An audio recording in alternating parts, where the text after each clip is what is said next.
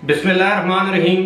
अस्सलाम वालेकुम। अबरार रशीद आपकी खिदमत में हाजिर है और आपसे दरख्वास्त कि अगर अभी तक आपने चैनल को सब्सक्राइब नहीं किया तो इसे सब्सक्राइब कर लें। जो बेल आइकन यानी नोटिफिकेशन का जो बेल है उसको ज़रूर आपने क्लिक करना है ताकि वीडियो का नोटिफिकेशन बर वक्त आप तक पहुंच सके।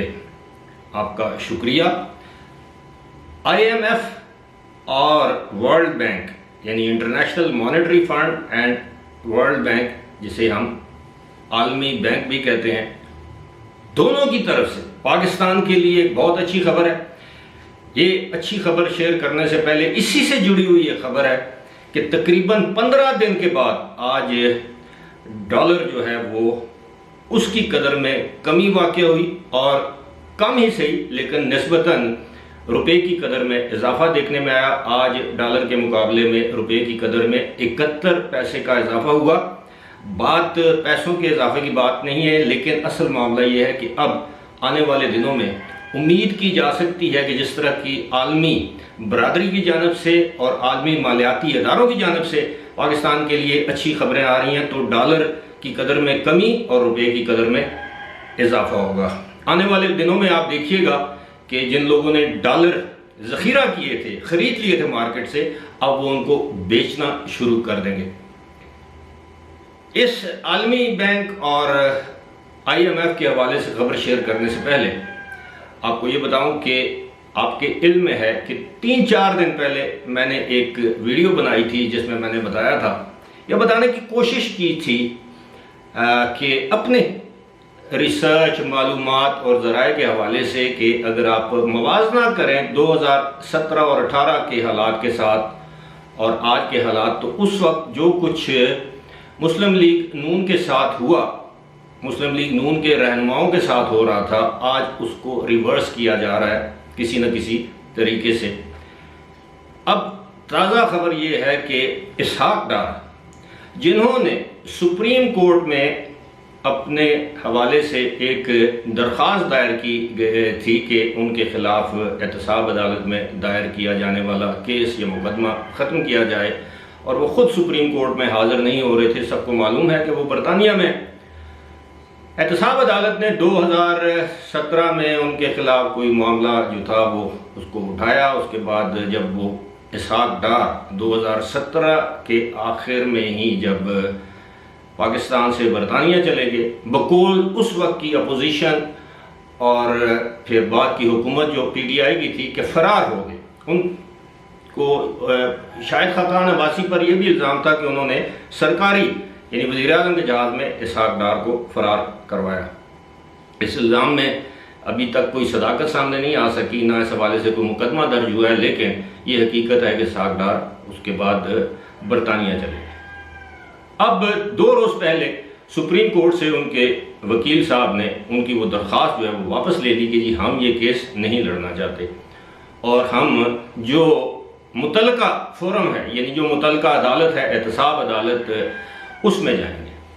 अब एहतसाब अदालत में उन्होंने गुज़श्ता रोज़ दरख्वास्त दायर की कि इसहाक डार के जो अरेस्ट वारंट यानी वारंट गिरफ्तारी के जो वारंट जारी हुए हैं दायमी, उनको मुअत्तल किया जाए, यानी वो वारंट ख़त्म किए जाए।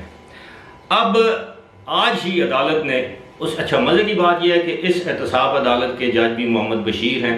ये वही जज साहब हैं जिन्होंने एक केस में मियाँ नवाज़ शरीफ और उनकी साहबजादी मरियम नवाज़ को सज़ा भी सुनाई थी और एक केस में शायद बरी किया था। पर ये एहतसाब अदालत के जज साहब हैं। अब इस एहतसाब अदालत में ये मैं अगर ये कह के हूँ,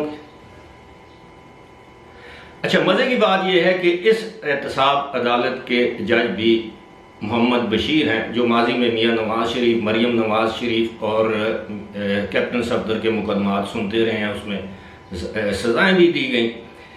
वो अब एक माजी का किस्सा है, लेकिन आज जो एक अहम पेशरफ्त हुई है वो ये है कि जज साहब ने उनकी दरख्वास्त मंजूर करते हुए 7 अक्टूबर तक उनके जो उनके जो वारंट गिरफ्तारी थे उनको सस्पेंड कर दिया, उनको ख़त्म कर दिया 7 अक्टूबर तक।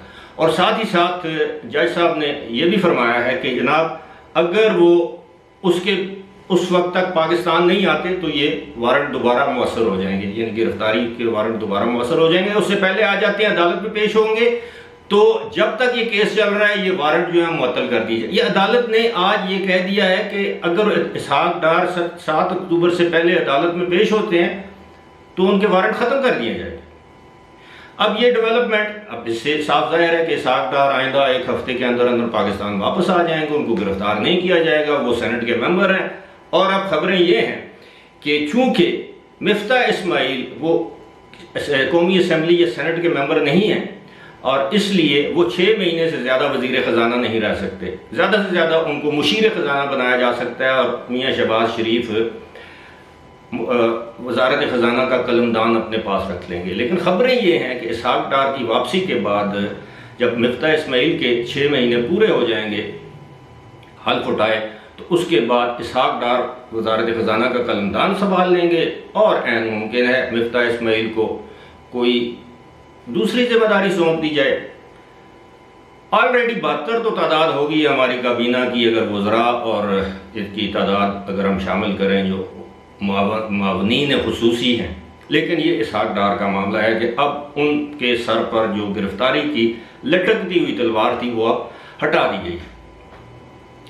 اب دوسری خبر جو میں نے آپ کے ساتھ شیئر کی ہے وہ یہ ہے کہ انٹرنیشنل مانیٹری فنڈ IMF کے MD اور ورلڈ بینک کے اعلیٰ عہدیداروں نے نیو یارک میں پاکستان کے وزیر خزانہ اور پاکستان کے وزیر خزانہ نے یہ خبر بریک کی ہے، مفتاح اسماعیل نے، لیکن وزیر اعظم اور وزیر خزانہ اور دیگر اعلیٰ عہدیداروں، حکومتی عہدیداروں سے ملاقات کے دوران ورلڈ بینک اور IMF دونوں کے جو سرکردہ رہنما سربراہ جو بھی آپ کہہ لیں، اب MD جو ہوتا ہے وہ مینیجنگ ڈائریکٹر ہوتا ہے، کافی عام پوسٹ ہوتی ہے، دونوں نے پاکستان کو یہ یقین دلایا ہے، IMF نے یہ یقین دلایا ہے کہ IMF جو شرائط عائد کر رکھی تھی قرضے کے لیے ان کو وہ آئندہ قسط دینے سے پہلے نرم کر دے گا۔ یعنی اب لوگوں کے لیے اچھی خبر یہ ہوگی کہ شاید پیٹرول مزید مہنگا نہ ہو، بجلی میں مزید اضافہ، بجلی کے نرخوں میں مزید اضافہ نہ کیا جائے، گیس کے نرخوں میں اضافہ نہ کیا جائے، جو بنیادی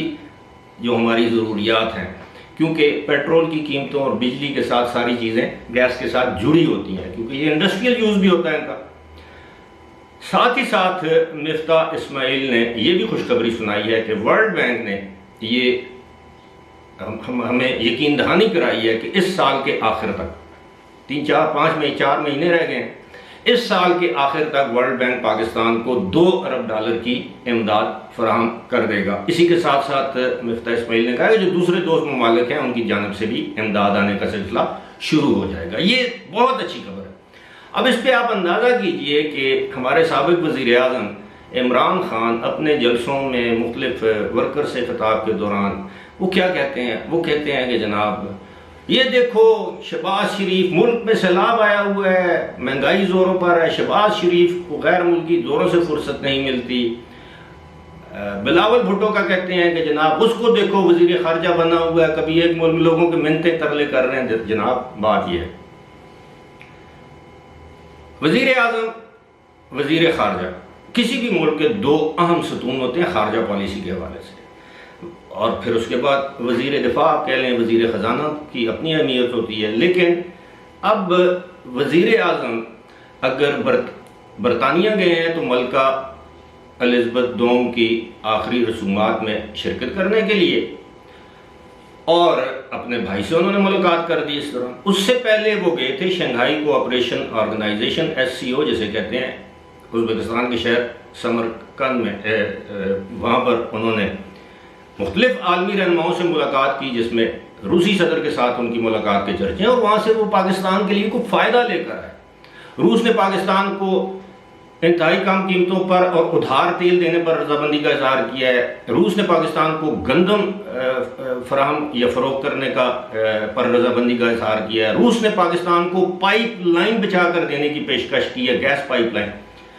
اب وہ نیو یارک میں اگر گئے ہیں، امریکہ میں گئے ہیں، تو وہ کسی سیر سپاٹے کے لیے تو نہیں گئے۔ کچھ لوگ کہتے ہیں یہ مہنگے ہوٹلوں میں رہتے ہیں، ظاہر ہے ملک کا وزیر اعظم ہے، وہ کسی سرائے میں تو نہیں رہے گا، سیکیورٹی کے بھی تقاضے ہوتے ہیں، پروٹوکول کے بھی تقاضے ہوتے ہیں. باہر اب یہ لوگ خواہ مخواہ رائی کا پہاڑ بنا رہے ہیں، لوگوں کو گمراہ کرنے کی کوشش کر رہے ہیں. اب اگر ہمارے وزیر اعظم اقوام متحدہ کی جنرل اسمبلی، جو کہ بہت بڑا ایک فورم ہوتا ہے، اس میں ان کو خطاب کا موقع ملا ہے، اس کی سائیڈ لائنز پر عالمی رہنماؤں سے ملاقات کا موقع ملا ہے، اور ممکنہ طور پر ان کی امریکی صدر جو بائیڈن سے، امریکی وزیر خزانہ، وزیر خارجہ، ان سے ملاقات بھی ہو سکتی ہے، بلاول بھٹو زرداری کی ملاقات ہوگی.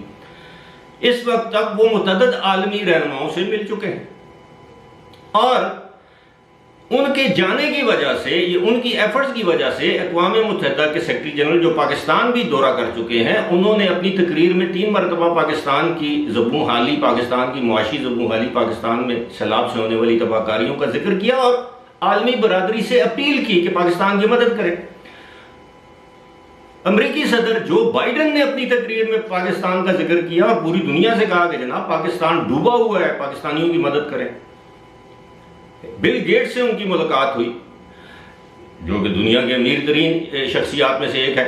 اس کے علاوہ اسپین کے جو وزیر اعظم ہیں ان سے ان کی ملاقات ہوئی، آسٹریا کے چانسلر سے ملاقات ہوئی، نیوزی لینڈ کی وزیر اعظم سے ان کی ملاقات ہوئی، فرانس کے صدر سے ان کی ملاقات ہوئی. اب امید یہ ہے کہ جرمنی، ناروے، یہ جو سویڈن، مطلب یورپین ممالک کے مختلف رہنماؤں سے ان کی ملاقات ہوگی. 23 تاریخ کو جو کہ آج ہے، وہ وزیر اعظم جنرل اسمبلی سے خطاب کریں گے. اس میں کشمیر کے معاملے کو ایک مرتبہ پھر اجاگر کریں گے، اس میں پاکستان میں سیلاب سے ہونے والی تباہ کاریوں کا ذکر کریں گے، عالمی برادری سے اپیل کریں گے. تو اس میں کیا حرج ہے؟ وہ پاکستان کا مقدمہ لڑ رہے ہیں. اور یہی وجہ ہے کہ آپ یقین کیجئے کہ اس وقت دنیا کے وہ تمام ممالک جنہوں نے گزشتہ دور حکومت میں پاکستان کی طرف سے منہ پھیر لیے تھے، پاکستان کو بالکل تنہا کر دیا تھا، اب وہ ممالک، ان ممالک کو پاکستان انگیج کر رہا ہے اپنے ساتھ، جن میں تمام عرب ممالک ہیں جو ہم سے ناراض ہو گئے تھے. کوئی گھڑی بیچنے کی وجہ سے ناراض ہو گیا، کوئی ان حکمرانوں کے خلاف گندی زبان استعمال کرنے کی وجہ سے ناراض ہو گیا، کوئی سابقہ حکومت کی پالیسیز کی وجہ سے ناراض ہو گیا. اور اس کا فرق کیا پڑا؟ اس کا فرق یہ ہوا کہ یو اے ای میں اب جو پاکستانی بستے ہیں ان کو شدید مسائل کا سامنا ہے. ان کو اب لوگ نوکریاں نہیں دیتے، ان کو ایک نچلے درجے کا انسان سمجھ کر یا نچلے درجے کا ملک کا شہری سمجھ کر ان کو نظر انداز کیا جاتا ہے. بہت سے لوگ وہاں پر بے روزگار ہو کر پاکستان واپس آ رہے ہیں، آ چکے ہیں. بہت برے حالات ہیں پاکستانیوں کے. تو اگر ایسی صورتحال میں کہتا ہوں کہ اگر عمران خان بھی اگر اس معاملے میں کوئی پیش قدمی، کسی پیش رفت کرتے ہیں، کسی ملک میں جا کر کسی ملک کے وزیر، سفیر، وزیر خارجہ، سفیر سے ملاقات کر کے پاکستان کا مقدمہ پیش کرتے ہیں، اپنی حکومت کا نہیں پاکستان کا، تو ہم اس کی بھی تعریف کریں. لیکن معاملہ کیا ہے؟ عمران خان سے پوچھا جائے کہ سابق وزیر اعظم کے طور پر آپ خیبر پختونخوا اور پنجاب کی حکومت کے ہیلی کاپٹرز کو ٹیکسی کی طرح استعمال کرتے ہیں، آپ نے کتنے سیلاب سے متاثرہ علاقوں کا دورہ کیا ہے؟ سکھر میں آپ کے جو آپ کے ساتھ سلوک ہوا وہ آپ نے دیکھ لیا، ڈی خان میں آپ کے کناتے لگا کے زمین پر پائپ سے پانی چھوڑ کر اس میں آپ نے چلتے ہوئے اپنی ویڈیو بنا کے. اس کے علاوہ شاید ایک آدھ مرتبہ کو راجن پور گئے تھے یا جنوبی پنجاب کے کسی علاقے میں گئے تھے. اور اس کے علاوہ آپ نے کیا کیا ہے؟ آپ نے ٹیلی تھان کیے ہیں، آپ نے فنڈز اکٹھے کیے ہیں، کتنے سیلاب زدگان کو وہ امداد اب تک پہنچی ہے. تو لہٰذا میں یہ سمجھتا ہوں کہ اس طرح جو قومی معاملات ہیں ان پر بے جا تنقید نہیں کرنی چاہیے. اس وقت پاکستان کے اندر اگر پاکستان کا دشمن ملک بھی اگر آپ کو امداد دیتا ہے تو آپ اس کا بھی شکریہ ادا کریں، اور یہ باتیں چھوڑ دیں کہ یہ محب وطن نہیں ہے، میں محب وطن ہوں. سب اس ملک میں رہنے والا ہر شخص پاکستان کی محبت سے سرشار ہے.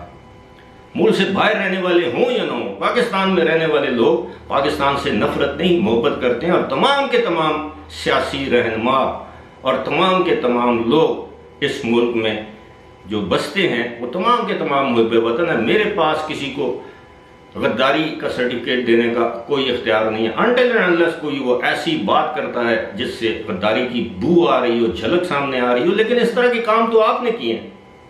پاکستان کی معیشت کی تباہی میں، پاکستان کی معیشت کی بحالی میں آپ نے روڑے اٹکائے ہیں. IMF کو آپ نے دھمکایا ہے کہ جی ہم آپ سے کیے گئے معاہدوں کی پاسداری نہیں کریں گے، ہم یہ کریں گے. آپ تو چاہتے تھے پاکستان سری لنکا بن جائے، پاکستان میں ایسے حالات. اب بھی آپ چاہتے ہیں کہ پاکستان میں افراتفری ہو، پاکستان کی اکانومی سفر کرے اور کسی نہ کسی طرح انتخابات ہوں اور کسی نہ کسی طرح جیت کر آپ اقتدار میں آ جائیں. آپ کا مسئلہ صرف اور صرف وزارت عظمیٰ کی کرسی پر بیٹھنا ہے اور کوئی نہیں. فی الحال مجھے دیجیے اجازت. خدا حافظ.